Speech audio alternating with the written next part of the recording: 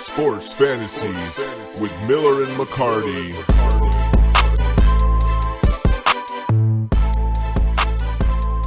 All right, Sports Fantasies. Moving on with our Dynasty baseball rankings / mini top 10 mock draft. What are we looking at this episode, Miller? Second base, I believe. Yes, we are on to second base, moving ourselves around the diamond. And I don't know about you, but when I was going through these, second base is a bit scarce these days. There's not a ton of elite talent at second base, at least in my humble opinion. It was definitely a little tougher than I thought it was going to be, but I was able to get through the list, and I don't know if I feel good about the list, but I got through it. All right, well, let's get right into it. Who's your first Dynasty second baseman off the board? My first second baseman is Ozzie Albies. Okay. I believe he's 27. Hits for a decent average, can steal bases, can hit for a little bit of power, doubles, triples. He does it all. Big fan of Albies. Big fan of the Braves players, as you'll see throughout my rankings. I would take Albies first all day long. I had him first as well. He edged out number 2 off the board for me only because of his age, and it's Mookie Betts, who saw a lot of time at second base last year, and they've said he's going to be the everyday second baseman this year. That's why we put him in this second base category. Yes, but you have to put an asterisk next to his name because McCarty broke his own rule on the second position. It's the Mookie rule, yes. We said technically the way we're doing this, he should be in right field, but look, second baseman was short. We had to have the Mookie rule, so we're putting him at second. MVP type year last year. Career highs in exit velocity and launch angle. Speed is declining. That steals are no longer a huge part of his game. But again, another player that you can see putting up elite numbers well into his mid to late 30s. Where'd you go at 3? This is actually tough. I'm going to go a little off my board. I was going to go one way. I'm going to go another. And that's Nolan Gorman from the St. Louis Cardinals. Mm-hmm. He's 22, so a young kid who is full of potential, but comes with risk. He is somebody that could hit for a decent amount of power, very low average, but that can make you an all-star. I mean, Kyle Schwarber hit 197 last year, and at one point was an MVP candidate. So, yeah. Hey, right. I had Gorman at 3 as well. I like him a lot, and same things you said. He strikes out a lot, but that's kind of the game, right? Now hit home runs and strike out. So I think he had 27 home runs in 119 games last year in his first full season. So I don't think he can strike out much more than he did last year, and he put up pretty good production last year. So I like he did, yes. Number 4, I would go young here as well.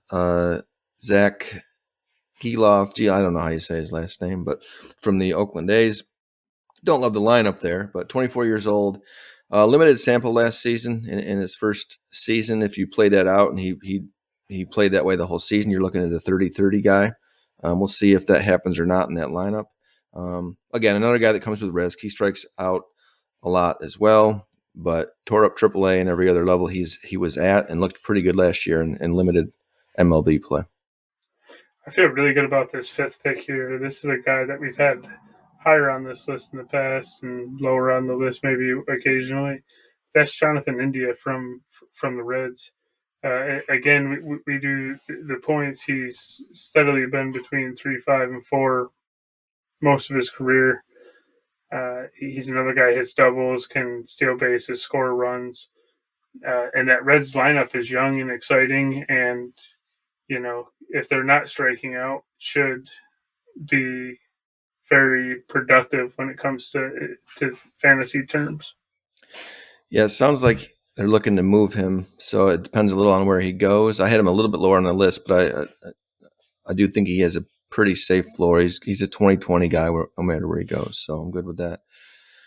At number 6, look, I I hate to have this guy on my list. I hate to have to select him as well. I just don't love a lot of the second base out there. So at this point, give me Jose Altuve. 33 years old, still having huge seasons, relatively healthy career. Of course, his speed has regressed, naturally. But probably a few years left of pretty good production in that Houston lineup. So I think you could do worse than Altuve as your second baseman. I refuse to put him on my list. Good for you. Man with standards. I like it. That's right. I mean, I don't cheer for the Astros, unlike my co-host, who is a Dodgers fan. I don't either, Loves the Astros. I want to give people non-biased information. That's what I'm trying to do out here. Who's your 7?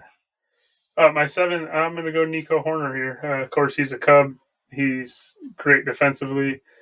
He hits for a high average. He can run. He can score runs.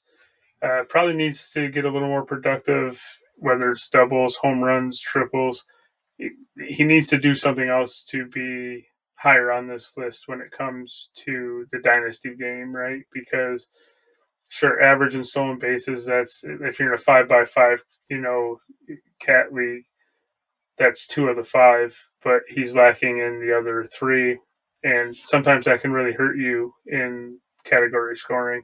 In point scoring, I mean, again, he was a guy that I think that was like 3.8 last year in our league, which again is solid. If he can keep doing that, he'll be very valuable with the points leagues. But again, taking a look at it from all angles, he probably needs to develop a little more pop to become more valuable when it comes to category leagues. Yeah, I agree with all that. Number 8, give me a little Ketel Marte here. 30 years old. Look, with Ketel, you might get a top 5 second baseman. He might be closer to top 30. It's tough to say year to year with him. But last year, very productive. I see similar production this year in that improved Diamondbacks lineup. And again, like last year, he finished 3rd overall, scoring at second base. So I'm good with him at 8. Yeah, I don't think that's a bad pick at all. This is interesting. I still have 4 guys left for my 9th pick. I guess I'm going to stay true to my list here. I'm going to go Gleyber Torres at 9. He's a guy that, again, can be very productive, also can strike out a lot. Average can dip sometimes, but he can get doubles, runs, stolen bases, can even have home run potential. And in that lineup, there's going to be people on base, so he's going to have RBI opportunity too. So I'll take Torres at 9 and feel pretty good about it. Yeah, Torres is a guy to me he's always been a little frustrating because you expect more. He's always had a safe floor. You just always want a little bit more from him, and it doesn't quite come. I guess rounding out, this is number 10 then. I'd be happy to get this guy here, Marcus Semien, in a very good Rangers lineup. Last year, 276 batting average, 28 home runs, over 100 RBIs. 33 years old, so you're not going to get that production from him for a whole lot more years. But again, especially if you're a team looking to win now, he's going to be pretty elite at the position for the next 2, 3, 4 years. I've actually changed my stance on second base. I think it's plenty deep because I have 3 guys on my list that weren't drafted here, and that's Bryson Stott. Okay. From the Phillies. Another late bloomer prospect. Yeah, who again is hitting in a lineup in a hitter-friendly park that is going to produce for him. Brandon Lau is a guy that went. He was back up to 3.9 last year in our league. 3.97, I actually think it was. He's a forgotten guy.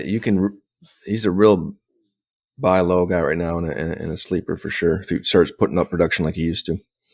And then the last guy that was on my list that wasn't drafted, a young guy just got traded, is going to have a lot more opportunity, and that's Vaughn Grissom, who just went to Boston, 22 years old, has speed. Average is really going to be a big thing for him because he's not going to be able to steal bases or score runs if he's not on base. So. Yeah. All right, let's move into a couple prospects we like at the position. Where'd you go first here? I went probably the same guy you went, I would assume. Tamar Johnson from the Pirates. Pretty big prospect. Could easily jump up toward the top of this list within the next 2 years. A guy that has 4 tools and should be able to play every day. Yeah, 19 years old, right? 4th overall pick. Yeah, him and if Cruz can get healthy, those two in the middle infield will be quite the duo. All right, I went here. I had Tamar as well, but next up I had a guy. You'll be happy to hear this. A Cubby, Matt Shaw, 22 years old, went 13th overall in the most recent draft, 2023. He's definitely going to be a 2020 guy with the potential for a little bit more. Played 15 games last season at Double-A at 21 years old. Went 292, 3 homers, 6 steals. The Cubs are pretty high on him, and I am too. Yeah, I like Matt Shaw as well, although he did not make my list. Number 2 is a guy for me. We've talked about his brother a lot, and that's Jace Young. Yeah. Jay Young. From the Tigers. A guy who is again, he has multiple tools, should be able to hit for a higher average, should be able to run, and someday the Tigers, I think, are going to be good and, exciting to watch. I mean, of course, a lot of prospects have to hit still, but we'll see where it goes. But I had Jace at number 2. All right. Next up, I have Ronnie Mauricio. He's actually out for all of 2024. He got injured late last year with the Mets. I think had he not, he would be up in the big leagues this year. But for me, he's another guy that if you can give an owner to give him up since he's going to be out and you can stash him for a year if you've got those minor spots in your lineup. He's an all or nothing kind of guy. He's going to hit a bunch of home runs and strike out a lot, but huge power potential there. So I like him out of New York. Yeah, he was my third guy too, and he's a guy that was probably going to end up playing every day, potentially at third base for the Mets this season had he not got hurt, or at least he's going to have an opportunity. And now the Mets have another young guy who I'll talk about when we get to the third base guys, and Brett Beatty, of course, who I'm talking about. But we'll see what happens with Ronnie and see if he's able to come back from this injury in 2025. All right. I think that wraps up then. And like we'll say on all these videos, we're going to be doing this at all positions. Then, of course, we'll get more into more complete rankings and dive deeper into prospects and all that. Right now, we're just giving a couple of our top ones and top 10, but plenty more content to come. So we'll catch y'all next time. Starting out with some snapshots. 5. Thank you for listening to Sports Fantasies with Miller and McCarty. And be sure to catch future shows wherever you stream. Bye-bye now.